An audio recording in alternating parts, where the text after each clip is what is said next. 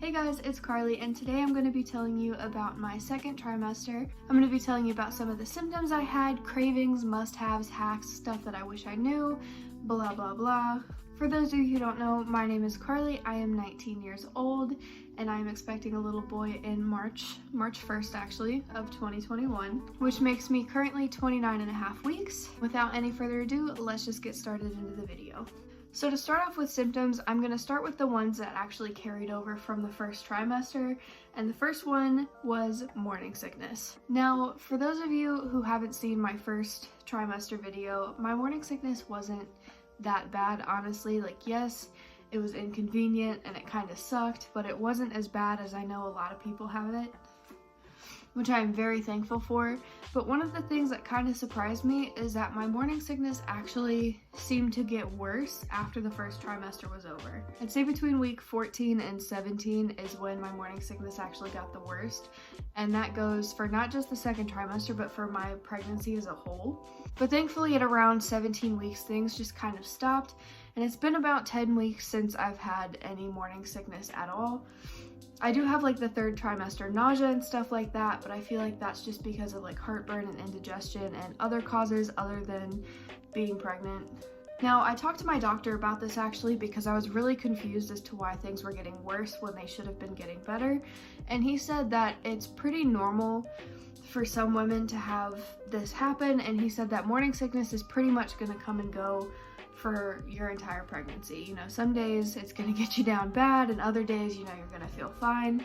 And then the next one is congestion. Now, congestion was one of the first symptoms I actually had. I had a super runny nose in the middle of summer, which was very out of character for my body. And that continued to get worse throughout the second trimester, which is kind of alarming with COVID going on and everything, because I would wake up some mornings feeling super duper congested, or I would be out and about and I'd like have to sneeze or cough, or like I'd have the sniffles and people would be like, nope, it's not COVID, just a baby. Now the next thing that carried over from my first trimester but got so much worse, and spoiler alert, is continuing to get so much worse, is my, I guess you could say, mental/emotional state, like my mental health. I have been a nightmare to live with, I am sure. You can ask my fiance. I am having like crazy mood swings where, like, you know, some days I'm really happy, and then other days I am grumpy as hell, or really upset, or stressed out, or anxious, and sometimes it's all of these emotions all in one day, all in the span of an hour sometimes too, which is pretty scary. The second trimester is also when I started crying a lot more, and what I mean is I would see those like dog TikToks where they're very clearly staged, and it's like, oh, you're scrolling, you don't want to be my friend, and I would just cry. It would just break my heart and I would break down crying. The next symptom was sore boobs, which again, first trimester symptom that just continued to get worse. And I was also tired all of the time, like all of the time. But unlike the first trimester, in this trimester, I was having a lot of trouble sleeping. I've had like bouts of insomnia before, but not quite like this.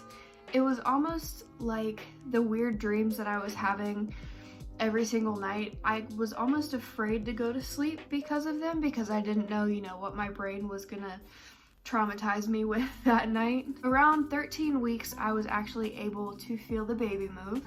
Now, at first, I would feel like these little flutters, and I would be like, I think that's the baby, but I'm not sure. It could just be gas, like I don't really know. And then I think it was week 14 or 15, I was actually woken up out of my sleep. Fairly sure it was week 14, because it felt like someone had gone like this on my stomach. And I was like, fairly sure that was the baby. And then when the little flutters turned into bigger flutters, which turned into kicks and rolling over and elbows and knees, it became pretty clear that it wasn't gas. And if that was gas, I would be a little concerned. Now these little flutters turned into full-blown kicks at around week 18, and that's when you were actually able to feel the baby move outside of my stomach. Jordan didn't feel the baby move until I believe it was a week before Halloween. I'm fairly sure it was when I was 20 weeks or 21 weeks. And it's always really exciting when, you know, not only can you feel your baby move, but other people can feel the baby move too. Excuse you. Now another thing that I noticed, and this actually started the first night of my second trimester and has continued on throughout my pregnancy, I get leg cramps. Now, I used to call them Charlie horses. I don't know if that's like just my family thing or like if other people call them that too, but I get like these really bad, really painful cramps in my legs. I know it's like if you don't have enough potassium, sometimes that can cause it. My mom always told me to like eat a banana and hopefully it would go away. But if you are getting cramps in your like calf area, then what I recommend is as soon as you feel like your leg like tightening up into like that tight ball feeling, what I always do, and this has helped me every time I get them, which I started getting them in middle school, so I feel like I'm quite trained at it, roll over and put pressure on your leg. And like you can just sit and like have your elbows and push down on your leg and like just put as much pressure as possible down from your legs into like the bottom of your feet. And for some reason that helps the cramp go away fairly quickly.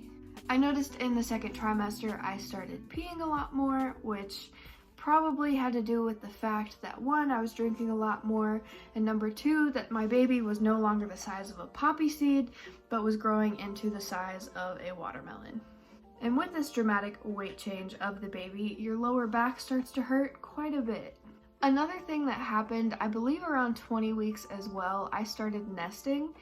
Now, I thought I was nesting before, and I mean, I definitely could have been, where I just wanted to like deep clean and prepare and do everything I could to get everything ready. And this feeling can start as early as I believe like 12 or 13 weeks for some women, and it just gets stronger throughout your entire pregnancy, which in my case is definitely true. And sometimes it can be really frustrating when you have this like intense urge to clean, but you don't have the energy to do it. I've also had pretty bad headaches starting in the second trimester and just getting progressively worse as my pregnancy has progressed. You can take Tylenol, at least my doctor told me, you know, Tylenol is safe for pregnancy. Doesn't really do anything for me. I've only taken it like once or twice before I've just realized, you know, I just gotta suffer through it. Try and hydrate and see if that'll help. Now, speaking of being hydrated, there was a point towards the end of my second trimester where I was at work and I started getting these really, really bad cramps in my lower abdomen, and it was like this tightening feeling, and obviously that's pretty scary when you're that early on in your pregnancy. And so I called my OB, I was sent home from work, and he told me I needed to drink a bunch of water and just lay down. And apparently, what I didn't know is that if you get dehydrated, Braxton Hicks can get really intense. So definitely try and stay hydrated to avoid that because they're very uncomfortable. So lastly, let's talk about my most unexpected symptom, which is leaky boobs. I don't remember how exactly it happened, but I think I was at home and I was watching a TikTok and a baby started crying, and all of a sudden my nipple felt very cold and wet. And I was very confused, and I looked down and my shirt had this little round stain on it. So I was like, did I just lactate?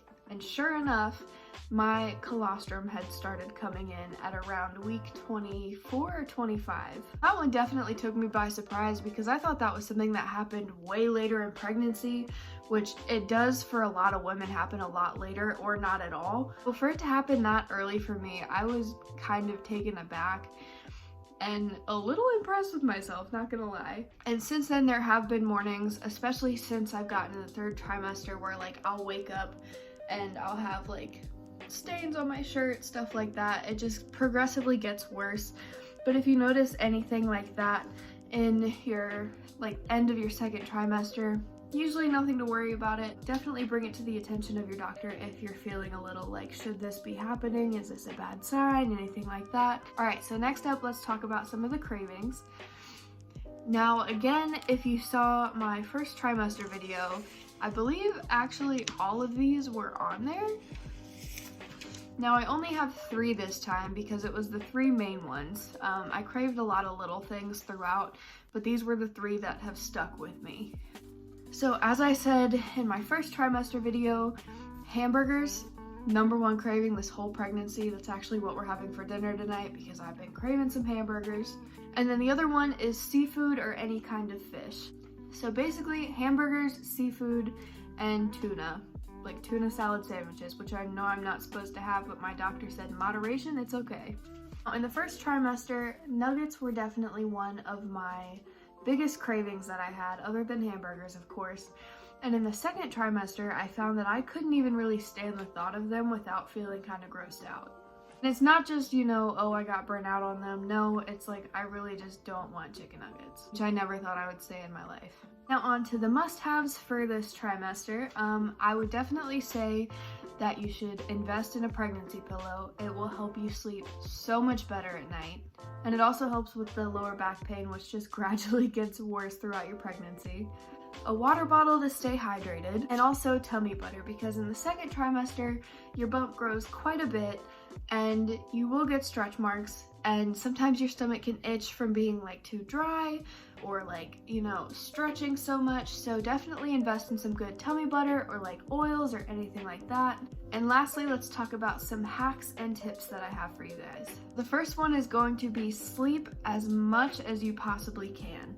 And I think that probably goes for the entirety of pregnancy, but as soon as I hit the third trimester, I haven't been able to sleep good at all. I wish I would have slept more. Again, I know I said it was kind of hard for me to fall asleep in the second trimester, but I wish I would have tried harder or done something or found some way to fall asleep. Just try and rest, sleep, relax, do whatever. Just treat yourself, and please try and get some sleep. If not for you, then do it for me. Another tip I have is to stay hydrated, because as I said before, if you get dehydrated, 1, it's bad for you, 2, it's bad for baby, and 3, it can make you have some pretty gnarly Braxton Hicks. Next up, eat small more often. So your baby is obviously growing quite a bit. Your baby's gonna start pressing against your organs and against your stomach. And so it's kind of harder to eat bigger meals, and you might feel kind of miserable if you do. My doctor recommended for me was to eat smaller portions more frequently than I would, you know, like not 3 meals a day, have like 6 little tiny like half meals a day. Then the last tip that I have for you is to definitely pay attention to your mental state and your mental health. I noticed, especially in the second trimester, my mental health was struggling quite a bit, to the point I was put back on some antidepressants and anti-anxiety meds, which helped me significantly. Never be afraid to ask for help, because pregnancy, yes, it's a beautiful thing, but it's also so challenging sometimes, not just physically, but mentally as well. It can get overwhelming, it can get stressful, and that was my second trimester experience. I hope you guys learned something. Keep in mind, you know, not every pregnancy or body or experience is the same, so just because this was my experience does not mean that it's going to be your experience as well. It was good to see you guys again. Don't forget to subscribe, hit the thumbs up, and hit the bell notification to be notified when I make a new video, and I will see you guys in the next one.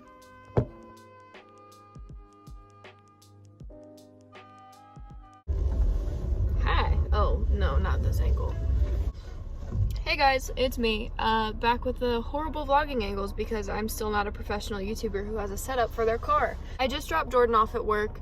I'm driving to Walmart now before I head back home. Gotta pick up a couple things for the house so I can be productive, because we're out of basically all of the essentials, meaning paper towels, dish soap, laundry detergent, not laundry detergent, dish detergent, everything. So, not really sure where I left off. I just got a FaceTime call from baby's godmom. She's coming down today, so the plan is now, after I go to Walmart and go home and everything, we'll probably work in the nursery, because one of my favorite things about Emily is no matter when she comes down, she always forces me to be productive, which I need in my life, because all I've been wanting to do is just like lay around and sleep, but I know that I have so much shit to do, and she's really just such a good motivator when it comes to, you know, making me be productive. So Not to mention, she's definitely more productive than I am when she comes over. She kind of lets me sit back and do all the light work while she does the heavy lifting and stuff. We'll just see where the day takes us, I guess. Or afternoon, because it's already after 4 o'clock.